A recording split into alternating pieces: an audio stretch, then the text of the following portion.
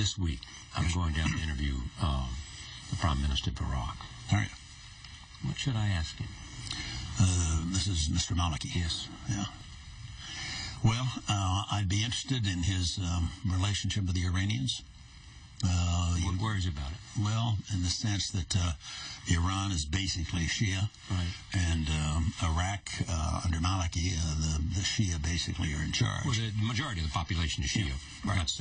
And I'm curious to what extent what's happening in Iraq today is tied up in the Sunni-Shia conflict. Yeah. I think the so-called Shia crescent that might have, it would stretch from Iran to Iraq to up through, I guess Hezbollah. Yeah. I'm fascinated by the relationship between the Saudis, the Emiratis, those states in the Gulf, and their relationship with Iraq. I think they are deeply concerned about developments in Iran.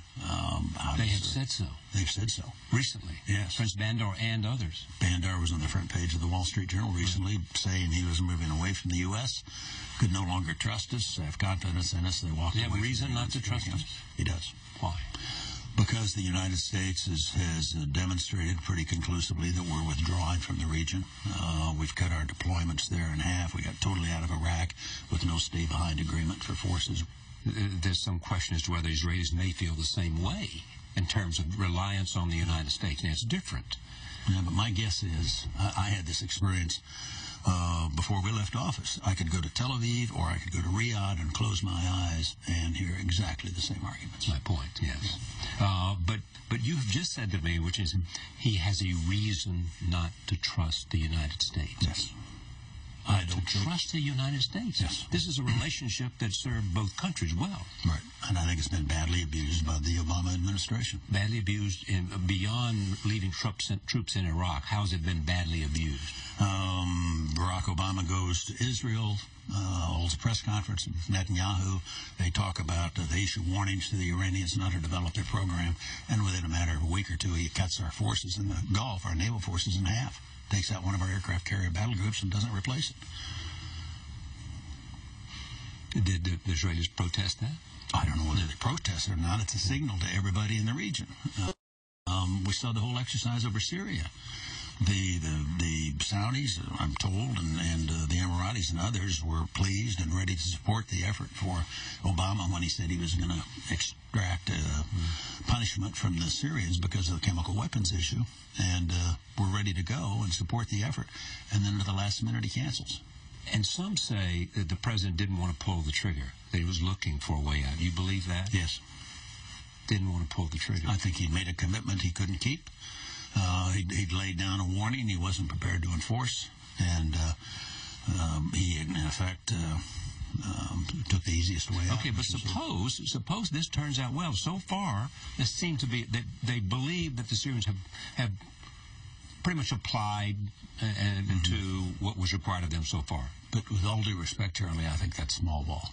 There's a much bigger issue, which is the presence of the United States in the Middle East and our ability to influence events in that part of the world.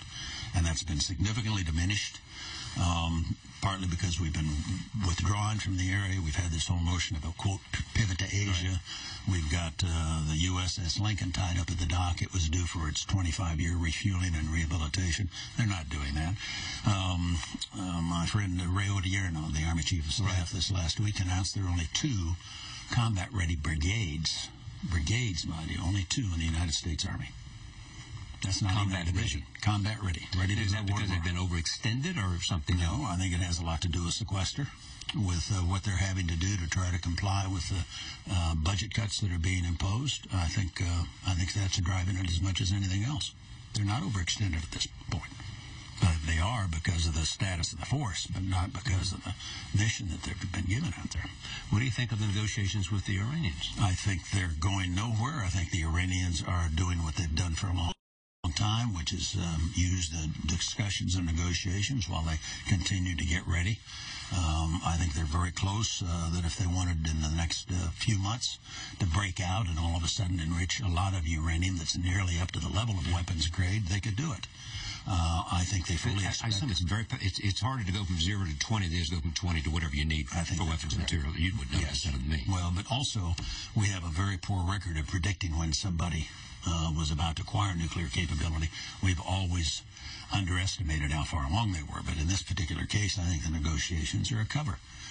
It's all about... It's giving them time. It's giving them time to get ready, and they have not gone all this way and taken all the heat from the sanctions. Suppose they would step forward to you and you were in the process. You could have to make the decision. They said, okay, we hear you. You know, these sanctions are hurting really bad. You know, so we're prepared to... Talking about the Iranians? They would say, we're prepared to reduce the number of centrifuges we have and bring the level down. If you will reduce the level of the sanctions, should we make that sort of what Henry Kissinger might call,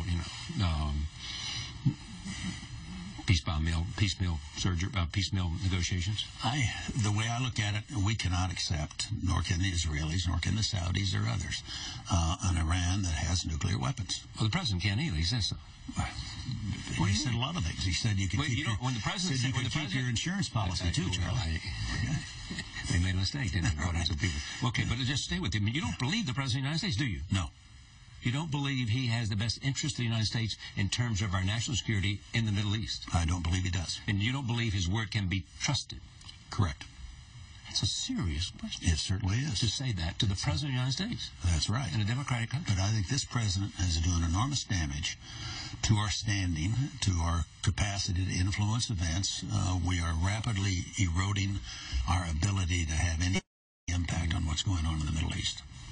The last time we walked away from Afghanistan, for example, back in the 80s, we'd been there heavily involved supporting the Mujahideen against the Soviets, but then we turned around and left after the Soviets departed, and of course what they got was a civil war, and then they got Osama bin Laden, and then they got the training camps, and of course the 19 guys that came here with airline tickets and box cutters and killed 3,000 Americans on 9/11. What's going to be any different this time when we withdraw?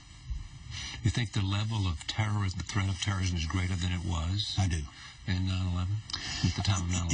If you look at Economist had a nice article, a cover story here a few weeks ago. It said the new face of terrorism. Had a map inside. Right. I saw it. Had 10 states that now are potential sanctuaries for the Al-Qaeda types, fellow travelers. Several of them in Africa.